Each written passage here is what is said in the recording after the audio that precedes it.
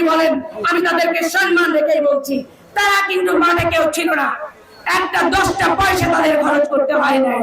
5ই August গেছে, সেখানে অনেক মানুষের রক্তে বিনিময়ে এই স্বাধীনতা আসছে। স্বাধীনতা তো আগে একটা হয়েছে, কিন্তু এই স্বাধীনতাটা নতুন করে আসছে ছাত্র জনতা।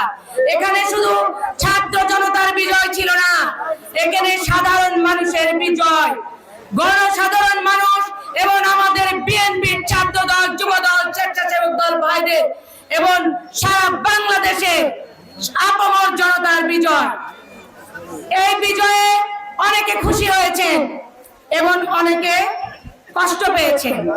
যারা শহীদ হয়েছেন আমাদের ছাত্র দলের 550 জন ছোট ভাইরা মারা গেছে, গুলিবিদ্ধ হয়েছে, এবং যুব দল এবং বাংলাদেশে সারা বিএনপির সাধারণ জনতা কয়েক হাজার আহত হয়েছে এবং এখনো গুলিবিদ্ধ হয়েছেন, পঙ্গুত্ব বরণ করেছেন, চোখ হারিয়েছেন। তাদের প্রতি আমি গভীর সমবেদনা জানাচ্ছি এবং যারা শহীদ হয়েছেন তাদের আত্মার মাগফিরাত কামনা করছি। এবং আমাদের আগামী রাষ্ট্রনায়ক বাংলাদেশের বীর জনাব তারেক রহমান যারা আহত হয়েছেন এবং নিহত হয়েছেন তাদেরও খোঁজ খবর রেখেছেন। আমাদের গণতন্ত্রের মা, আপসীর নেত্রী, উনি একজন মহিয়সী নারী।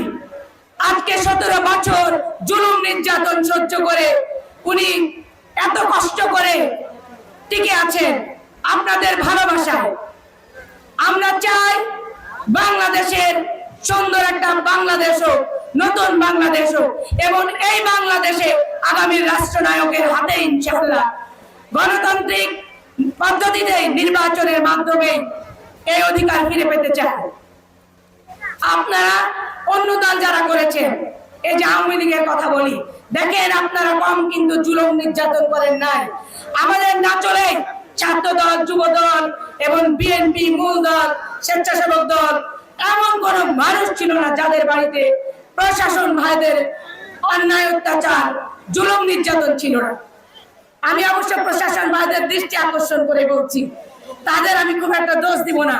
এখানে ফ্যাসিস্ট হাসিনা, তার জন্য তারা হুকুম পালন করতে বাধ্য হয়েছিল, এখানে ওনাদের কিচ্ছু করার ছিল না।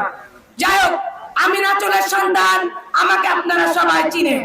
এই স্বৈরাচারী ফ্যাসিস্ট হাসিনার বিদায় করতে অনেক কষ্ট করতে হয়েছে, সবাইকে অনেক জুলুম নির্যাতন, ত্যাগ এবং গুম হয়েছে।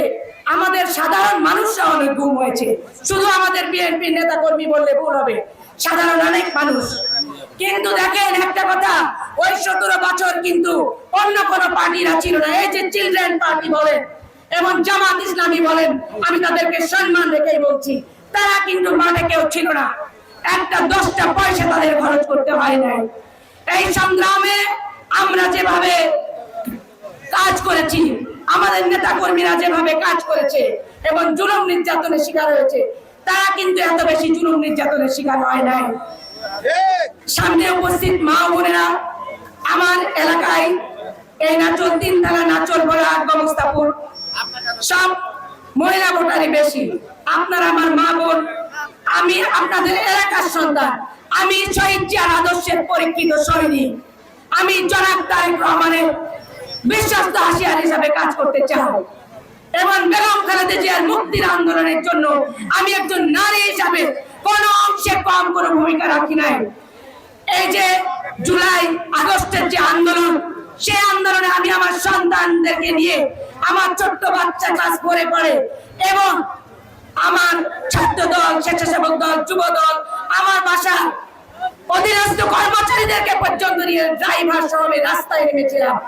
এবং ইউনিভার্সিটির 6টা ইউনিভার্সিটি, আমি যেহেতু বসুন্ধরায় থাকি, 6টা ইউনিভার্সিটির টিচার, স্টুডেন্ট এবং অভিভাবক এবং সাধারণ আপামর জনতাদের সাথে একতা মিলিয়ে আমি আন্দোলন করেছি এবং ওখানে অনেকে গুলিবিদ্ধ হয়েছে, আমি তাদের দেখাশোনা করেছি, আমি নিজের হাতে অ্যাম্বুলেন্সে তুলে দিয়েছি। আমার ছোট্ট বাচ্চা, ক্লাস 4-এর বাচ্চা আন্দোলন করতে পিছু হয়নি, ভয় পাইনি, রাস্তায় নামতে ভয় পাইনি। আমি একজন নারী, আমি ইচ্ছা করলে নাও যেতে পারতাম। আমার বাচ্চাদেরকে কেন আমি গুলির মুখে ঠেলে দিয়েছিলাম। ডায়ালগ সুবাসিত টয়লেট ক্লিনার, যার পাওয়ার প্লাস ফর্মুলা টয়লেটের কোনায় কোনায় পৌঁছে 99.99% জীবাণু ধ্বংস করে।